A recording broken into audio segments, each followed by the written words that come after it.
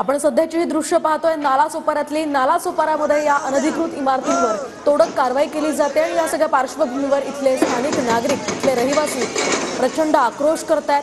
त्यांच्या घरासमोर त्यांचं घर उद्ध्वस्त होत असल्यामुळे त्यांचं हे दुःख आपण या दृश्यांच्या माध्यमातून पाहू शकतो। अनधिकृत इमारतींवर आज हा हातोडा पडतोय। गेल्या 14 वर्षांपासून हे रहिवासी या ठिकाणी वास्तव्यास होते। आतापर्यंत 7 इमारती आधीच जमीनदोस्त करण्यात आलेल्या आहेत आणि 41 पैकी या इतर इमारती सुद्धा आता जमीनदोस्त केल्या जात आहेत। त्यांच्यावर तोडक कारवाई होते आहे। पालिका प्रशासन आज इमारतींचं हे तोडकाम करते आहे। 41 या इमारती आहेत, त्यापैकी 7 इमारती आधीच जमीनदोस्त झाल्या आहेत आणि त्या सगळ्या पार्श्वभूमीवर इथले स्थानिक नागरिक जे आहेत ते आक्रमक झालेले आहेत। या नागरिकांकडून आक्रोश व्यक्त होताना दिसतोय। मोठ्या संख्येने इथे गर्दी आहे, पोलिसांशी ते वाद घालतायत। सकाळपासूनच या परिसरामध्ये मोठा बंदोबस्त पोलिसांचा तैनात करण्यात आलेला होता आणि आता हे स्थानिक नागरिक सध्या पोलिसांशी या संदर्भात चर्चा करतायत। प्रचंड आक्रमक भावना त्यांच्या या ठिकाणी आपण पाहू शकतोय। तर कारवाई होणार म्हणून काही रहिवाशांनी स्वतःहूनच या इमारती रिकाम्या केल्या होत्या। यातील अनेकांना घरं सोडताना अश्रू अनावर झालेत, आपण पाहू शकतोय। तर या कारवाईमुळे अनेक कुटुंब बेघर होणार आहेत। दरम्यान आम्ही आता कुठे जाणार असा सवाल हे सगळे रहिवासी करतायत। आपण पाहू शकतोय मलनिस्सारण आणि डम्पिंग ग्राउंड या प्रक्रियेसाठी भूखंड आरक्षित करण्यात आलेला आहे हा सगळा परिसराचा आणि त्याच पार्श्वभूमीवर ही तोडक कारवाई केली जाते।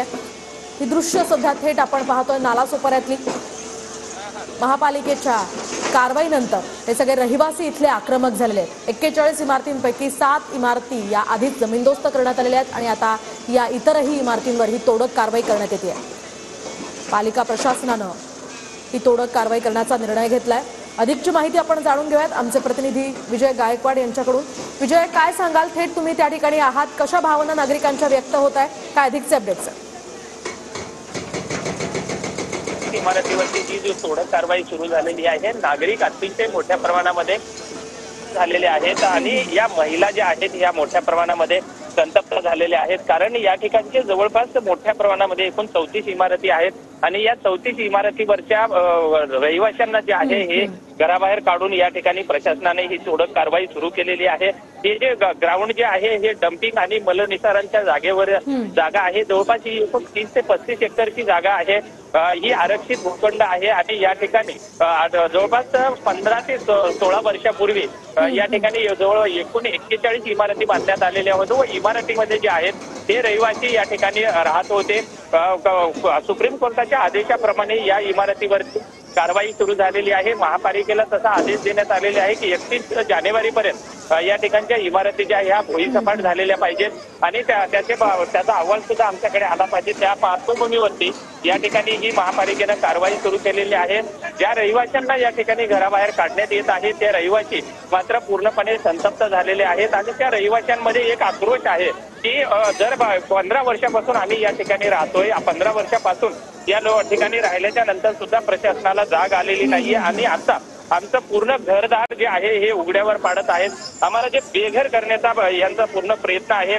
आज महिलांमध्ये मोठ्या प्रमाणामध्ये हा जो आक्रोश आपल्याला पाहायला मिळतोय, महिला अतिशय धाय मोकळून रडताना सुद्धा आपल्याला दिसत आहेत। आपण जर बघितलं तर ज्या महिलेच्या ज्या वेदना आहेत त्या वेदना अतिशय गंभीर असताना आपल्याला पाहायला मिळतात। जी महिला जी आहे बऱ्याच जवळपास 1 तासापासून ही महिला रडताना आपल्याला पाहिजे की मला पुलिस चौकी में लेके जा रहे लोग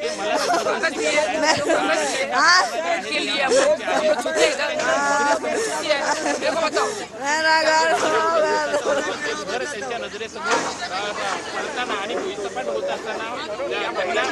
त्या तीव्र संतप्त अशा प्रतिक्रिया करत आहेत। मात्र एकीकडे सगळीकडे जर बघितलं तर पूर्णपणे पोलिसांचा प्रचंड असा बंदोबस्त आहे। या महिलांना प्रचंड असा बंदोबस्त आहे। या महिलांना पोलिसांनी या ठिकाणी महिला पुन्हा तिला तिच्या भावना ओळखून पोलिसांनी या ठिकाणी त्यांना थांबवण्यात आलेलं आहे। मात्र त्या स्वतःच्या नजरेसमोर ही आपलं स्वतःचं राहतं घर पडत असताना जेव्हा या लोकांना पाहिल्या जाते, कारण लहान मुलं आहेत, सकाळपासूनच आज जेव्हा पालिकेचे प्रशासनाचे तिथे आणखी काही प्रवासी, आणखी काही रहिवासी असतील, महिला असतील, त्यांच्या प्रतिक्रिया तुम्ही आमच्यापर्यंत पोहोचवू शकता?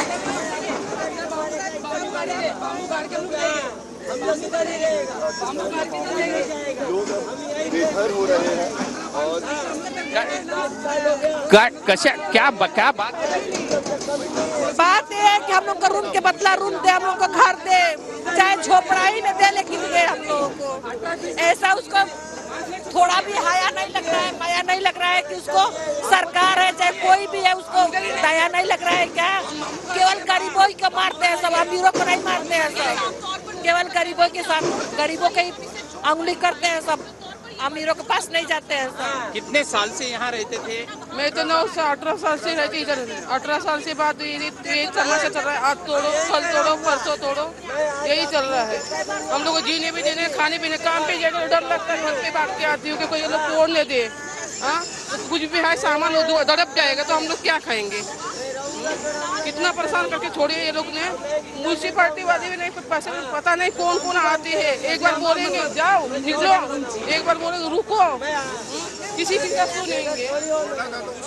पुलिस ने पकड़ के लेके जा रहे थे।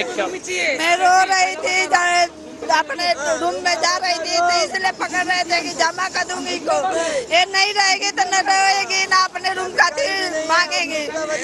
हम लोग 18 साल से रहते हैं, आज ले सरकार कहा थे सूद गए थे। 18 साल से यहाँ पे रह रहे हैं, तब कहाँ पे थी नगर पालिका, तब कहाँ थे बीएमसी वाले? लाइट पानी सारी सुविधा थी यहाँ पे, उस टाइम पे तो कोई नहीं आया यहाँ पे। अब ये कहाँ जाएंगे? सब रोड पे धंधा लगाने वाले लोग हैं, ये लोग सब भाजी पाला बेचते हैं, कोई बड़े आदमी नहीं है ये लोग, सब गरीब आदमी है। कहाँ जाएंगे अब ये लोग? देखने सब ये कब से रो रही है बेचारी, पूरा घर इनका बेकार हो गया, पूरा घर सामान बाहर पड़ा, कहाँ खाना बनाएंगे, कहाँ रहेंगे? अभी ठंडी के महीने में कहाँ जाएंगे ये? इनके विषय में भी तो सोचना चाहिए। दादा